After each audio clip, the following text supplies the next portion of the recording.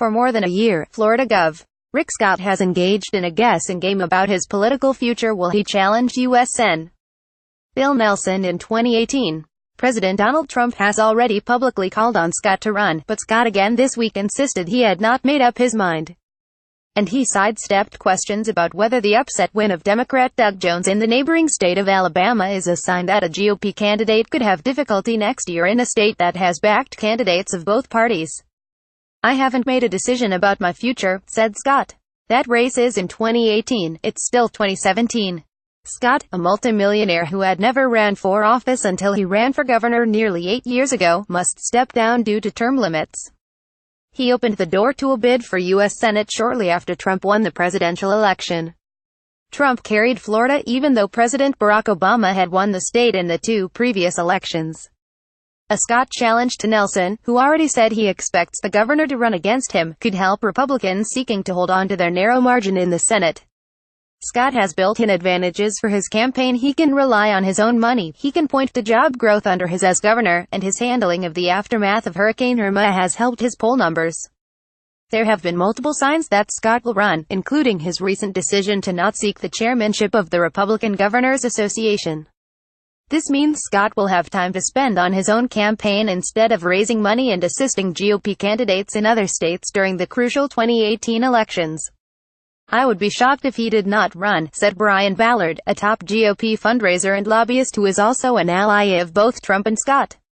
"I can't imagine him not wanting to be in D.C. with this administration and being able to do things to help the administration and the state." Scott's rise in politics has parallels to Trump. He was a businessman who was opposed by the Republican establishment when he first ran for governor.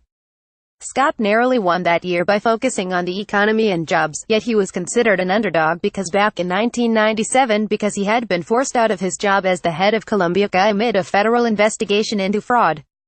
Although Scott was never charged with any wrongdoing, the company paid a then-record $1.7 billion fine for Medicare fraud.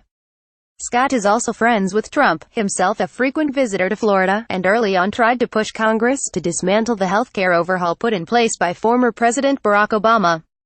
That effort ultimately fell apart. Some political observers, however, contend that a backlash against Trump, along with an influx of Puerto Ricans angry over the federal government response to Hurricane Maria, could make it harder for Scott next year. "I think Rick Scott has been planning the Senate run for so long there's almost nothing that will stop him, but the territory looks different than it did in 2016, said strategist and media consultant Rick Wilson.